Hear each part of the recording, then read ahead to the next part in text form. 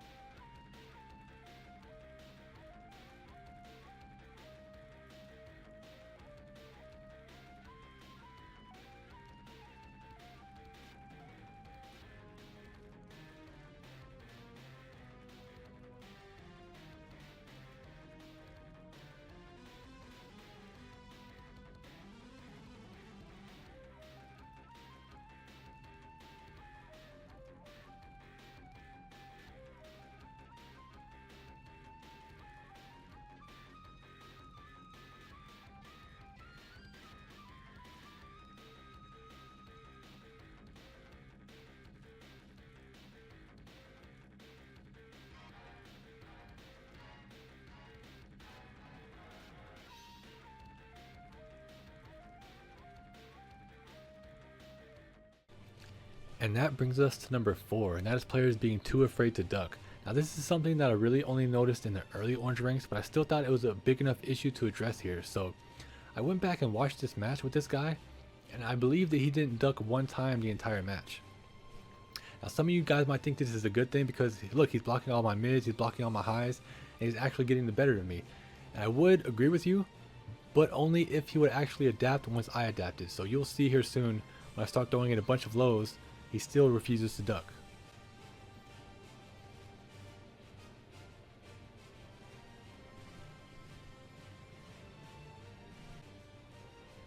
Alright, so here come out the lows.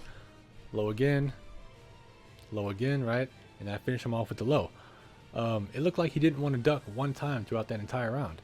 So we're going to go ahead and skip the next round just for time purposes, but he ended up beating me that round because I thought that after the first round of me throwing in all those lows at the end to finish him off, he would actually adapt and start ducking more, but he didn't. So this next round here, I know that there's only 2 things he's really going to do at this point. Either 1, he's going to try to interrupt me, or 2, he's just going to stand still and not duck. So I start the round off by preventing him from interrupting me with quick highs, right there, and then obviously he's just going to stand there now because that's the only other thing that he does. So obviously I'm going to go low.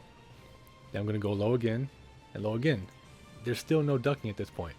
Now, It's only been like 5 seconds into the round that I've already taken almost half of his health with mostly low attacks. So I assume he's going to go back into his first play style, which was to try to interrupt me, right? So notice I start throwing in quick mids and quick highs and armor moves. Boom, there's an interrupt attempt, and there's the armor move, right? And that costs him the round. So obviously he threw in the hop kick there to try to beat my low attempts. So I'm going to briefly talk about why hop kicking is so much worse than ducking when it comes to beating lows most of the time, right? So hop kicks versus lows. What does a hop kick lose to? Well, a hop kick loses to quick highs, quick mids, armor moves, sidewalks, backdashes depending on distance, and simply blocking and punishing. All of those things beat a hop kick. Now let's put ducking in those same scenarios. Ducking beats highs, unlike a hop kick. It beats lows, just like a hop kick does. It loses to mids, just like a hop kick does, but it breaks even if your opponent sidewalks, backdashes, or simply blocks. And for this reason, I would really urge you guys to duck when you think a low is coming, or try to low parry instead of hop kicking, right? You can hop kick sometimes because hop kicking is a very powerful tool, and it does offer a much bigger reward if you're sure that the low is coming. But if you just have a small idea that you think a low might be coming, then ducking or low parrying is much safer in many more scenarios. And this is why I think you guys should really add ducking or low parrying more into your game instead of relying on panic moves like hop kicks to try to get you out of that pressure. Now let's talk about number 3, and that is players not being able to break throws on reaction. Now I'm aware you probably hear about this all the time, you know, you need to learn how to break throws, but you may be a lot like how I used to be, where I didn't want to spend too much time on throw breaking because I wanted to instead learn how to pressure my opponent more or get more combo damage because those things seem more immediately impactful. But I'm here to show you how impactful throw breaking can be. So Paul has the advantage on me here. That throw should have killed me, but breaking his throw completely offset his momentum and gave me the opportunity to build my own momentum. Now with Tekken being such a momentum based game, simply breaking that throw alone gave me the opportunity to make this comeback.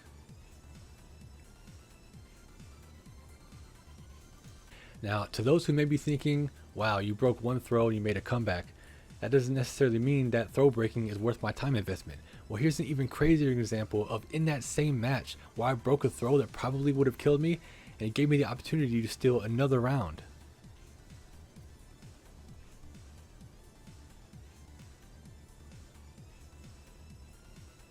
So for anyone who's still on the fence about whether or not learning throw breaking is really worth the time investment, I got one more clip to show you.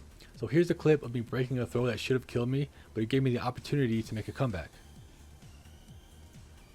So look at the time here. Within the span of the last 2 matches back to back, I was able to steal 3 rounds from my opponent just by breaking throws. So 3 rounds in the last 2 matches that I should have lost that I otherwise won. If that's not impactful, then I don't know what is.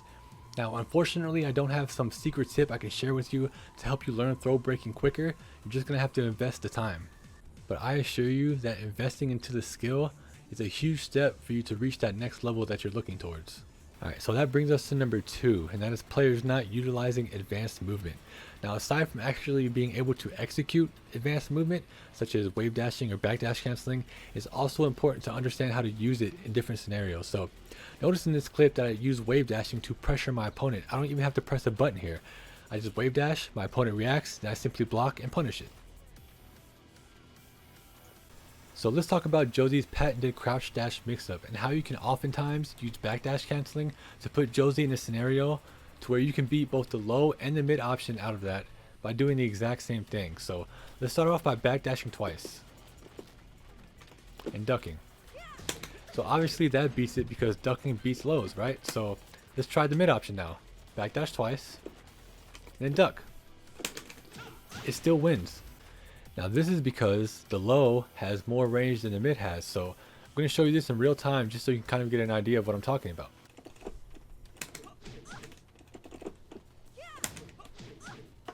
So notice how I only had to backdash cancel twice and then duck.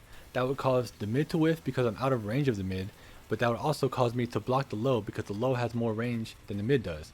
Now I know that this is a much harder skill to utilize in a real match rather than just doing it in practice mode, but it's still a very viable strategy and it's used a lot in high level play. So knowing why you're utilizing movement rather than just doing it just to do it is an extremely important skill to have, especially as you progress as a player. And finally, number 1, that is players relying too heavily on reversals, rage arts, and panic moves in general. So as you'll see here, I go ahead and get the frame advantage on Paul right here, and I stop. Now, usually around this rank, I'm used to players rage arting me here. A lot of players around the orange ranks seem to do that. So I simply wait, there's a rage art, then block and punish. Now here you'll notice the same exact player using a lot of reversals. So we used the first reversal, it didn't work, and he just used another reversal again. This is the type of damage you can take if you start becoming too predictable with your reversals.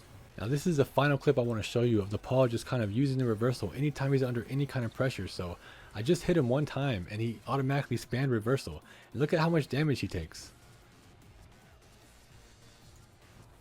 Now reversals, rage arts, and panic moves in general, these are definitely good tools to have, but just like any of the other tools that are mentioned in any of these videos, they are best used when you use them sparingly and you're not too predictable with them. Now I know it's a lot more difficult, but if you really want to reach that next level, you're going to have to stop relying on so many panic moves and reversals and things like that to get you out of pressure or situations. You're going to really have to learn how to play solid defense. Now gimmicks like this may cheese you out a few wins here and there, but as I said, more solid play will get you the consistent results that you're looking for. Alright, so that'll about wrap it up for both my Grandmaster Tekken series and my top 5 mistakes series. So what I want you guys to do is drop a comment below, just to let me know whether or not this content was enjoyable or helpful to you. Now I do still have analysis videos planned in the future, so if that's something you would like to see, then please consider subscribing to the YouTube, because trust me, these videos are not easy to make. If you enjoy watching live streams, feel free to follow me on Twitch as well. The link is in the description below. We always have a good time hanging out over there, so if you enjoy a good time, you're definitely welcome to join us. Thank you guys so much for tuning in. I'll see you guys next time. Peace.